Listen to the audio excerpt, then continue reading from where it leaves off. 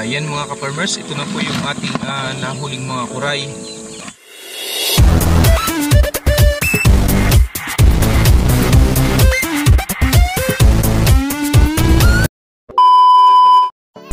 Ayan mga ka-farmers, for today's video mga ka-farmers ay samahan nyo nga pala ako at ako'y manghuhuli ng kuray. Ayan, at kung makikita po ninyo yung mga kawayan na putol-putol na yan, ang tawag po niyan dito sa amin ay patibong. Ayan, at yan po yung ating gagamitin na pantrap sa ating huhulihin na mga kuray. Ayan mga ka-farmers, at inire-ready na po natin yung ating mga gagamitin na to. Ayan, at samahan nyo po ako at tayo po ay pupunta na sa ating destination, kung saan ay doon po natin ilalagay itong mga patibong na to. Ayan, at samahan nyo po ako mga ka-farmers. Ayan, at pupunta na po tayo sa ating destination. Dito po ay sagingan, kung makikita po ninyo mga ka-farmers. Ayan, malapit po tayo sa pispan, at kaya po maraming mga butas dito ng kuray dahil pispan po yung ating katabi. Dito lang po ito sa ating likod bahay. Kaya kung masipag po ay hindi po tayo mawawala ng pangulam. At yung pispan po na yan ay marami rin pong mga alaga kaming mga African hito po dyan. Marami po kaming pinakawalan dyan sa pispan na yan. Ayan, at dito lang po tayo maghahanap ng mga butas na pwede nating paglagyan ng patibong. Ayan mga ka-farmers, at may nakita po tayong butas. Ayan, at lalagyan po natin. Kung gano'n po kalaki yung butas ay gano'n din po yung patibong na ating ilalagay, para saktong-sakto po at makapasok po ng maayos yung kuray sa loob ng patibong. Ayan, at meron na po tayong isang nakita na butas. Mamaya-maya po ay maghahanap pa tayo dun sa bandang unahan, at makikita po ninyo na marami po doon. Bali mga ka-farmers, 10 patibong lang po ang ating munang ilalagay dahil yun lang po yung ating nagawa. Ayan, hindi po 100% na mahuhuli po natin sila lahat. Meron pong hindi nalabas at merong lumalabas. Ayan. Ayan, at may nakita ulit tayong butas. Kailangan po nating lagyan to. Minsan po mga ka-farmers, dalawa po ang butas niyan pero iisa lang po yung kuray. Kaya ang ginagawa ko po ay tinatabunan ko yung kabila para sure na dun lalabas sa aking nilagay na patibong. Ayan, at nakakadalawa na po tayo na patibong na nilagay. Ayan.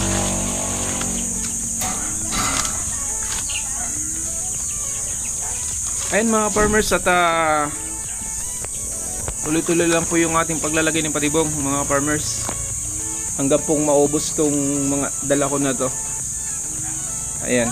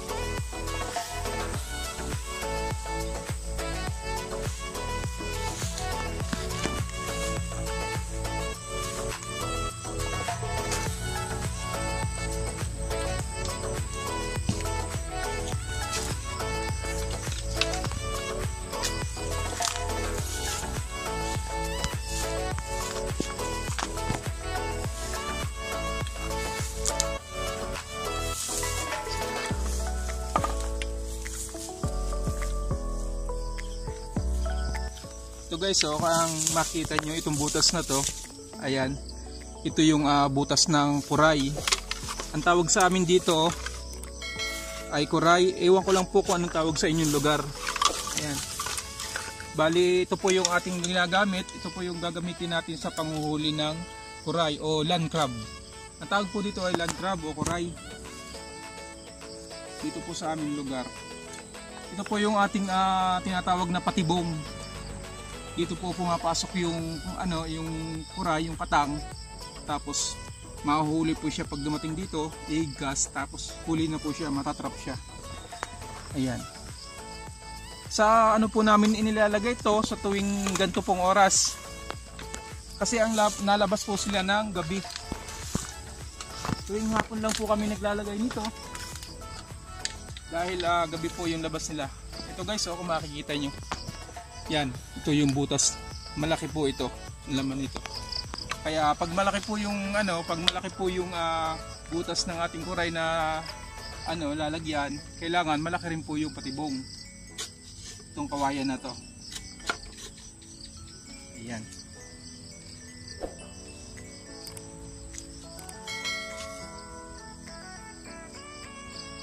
Kailangan lang po natin tanggalin yung nakabara ng mga lupa para hindi sila maharangan. Ayan.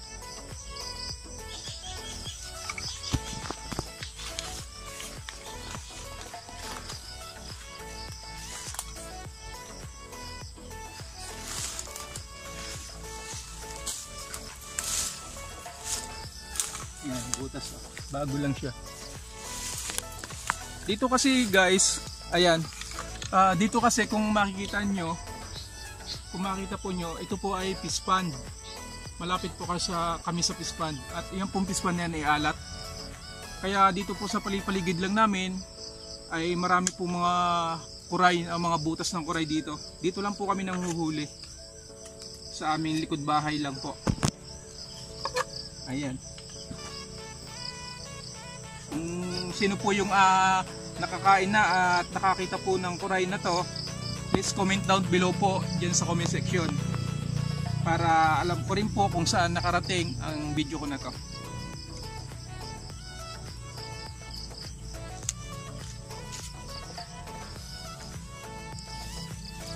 Ayan, at malapit tayong matapos.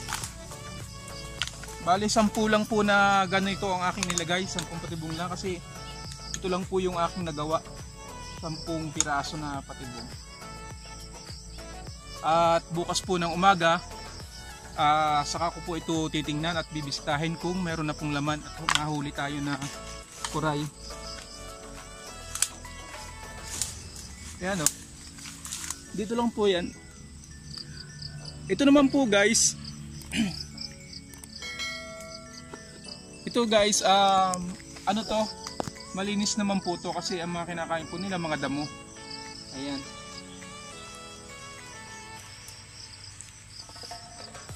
Bali matagal na po kami nang huhuli ng ganito na kuray. Since bata pa po ako ay nanghuhuli na po kami dito. At minsan po binibinta rin namin. Kasi dito po sa aming area na to, sa aming location. Marami po talaga ditong mga ganyan, kuray, hito. Dito po may mga hito po dito. Yan, kung makikita po nyo yan. Yan po ay mga hito. Okay guys, let's go at bukas po i-update ko po kayo kung nakahuli po tayo. Bye bye! 7 hours later. Hello po mga ka-farmers at ayan at pupuntahan po natin yung ating tinaan na patibong. At ito po, nagdala po tayo ng lalagyan ng ating patibong. Baka po kasi may mga huli tayo. Okay, let's go!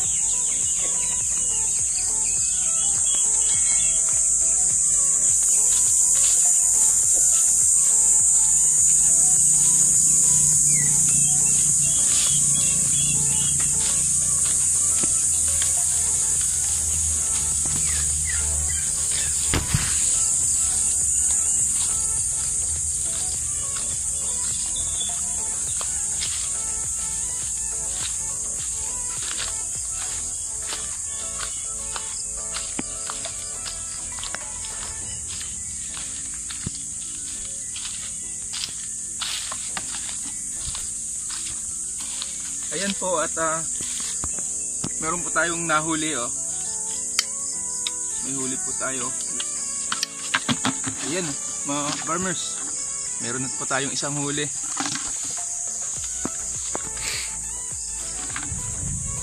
Itong iba, kung makikita nyo, yan, kung makikita po yung iba, wala po silang huli. Yan, hindi po talaga lahat ganyan po talaga, hindi lahat sila nahuhuli. At yan po mga ka-farmers, meron na namang huli tayo. Dalawa na po. Ayan. Dalawa na po yung ating nahuli.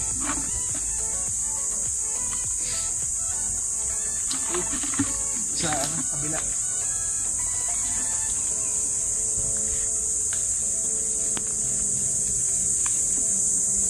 Ayan. Hindi ka na mahuli. Pero ito mga ka-farmers hindi mahuli kasi nagbutas siya dito sa kabila. Ito oh. Meron siyang butas sa kabila kaya diyan siya dumaan. Kaya hindi na mahuhuli yan.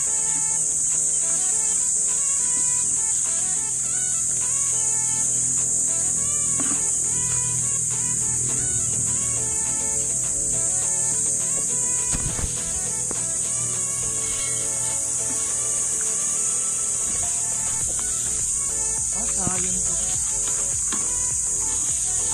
Sayang oh, hindi ligtas mga kapamilya. Hindi siya sumabit siya. Pero try ulit natin yun.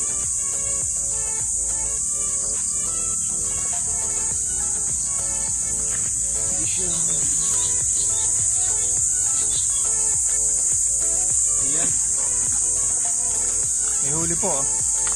Pang-tatlo pa lang. Yan, malaki po mga ka-farmers yung nahuli natin. Pa.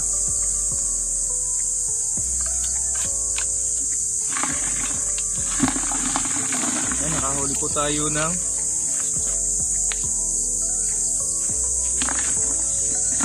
ayan mga ka-farmers at nakahuli po tayo. 4 na piraso lang po yung ating nahuli ngayon. Yung iba po tulad nyan wala pong huli. Ayan. Wala po siyang huli. 4 lang po yung ating nahuli ngayon. Mamayang hapon maglagay uli po kami sa butas ng mga patibong para makaipon po. Yan. At pwede na po natin itong lutuin kapag nakaipon-ipon tayo ng marami-rami na. Pwede na po natin gawin na ginataan po. Adobo po sa gata. Yung luto po namin dito, adobo sa gata. Ayan.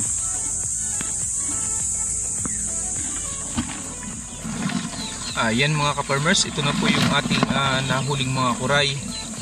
Ayan, at bukas ay magtataan uli po kami at para makaipon. Ayan oh, marami-rami na po mga ka-farmers. Ayan. Sarap po dito, adobo sa gata. Ang luto. Ayan, dito lang po sa likod-likod bahay makakahuli ka na ng mga ganito. Kaya po mga ka-farmers, nakakalibre na tayo ng ulam natin. Punta ka lang sa likod bahay, masipag ka lang ay meron na po tayong magiging ulam. Ayan. Ayan mga ka-farmers, ito na po yung babae po. Ito na po yung ating kuray. Ayan. Sa mga hindi pa po nakakakilala dito, ang tawag po nito sa amin dito ay kuray. Pwede rin po kungo. Sa Batangas kungo. Ito po ay land crab. Ayan mga ka-farmers. Sa inyo pong lugar, comment down below po kung ano pong tawag dito. Ayan. Yun lang mga ka-farmers at salamat po sa inyong panonood. And happy farming po.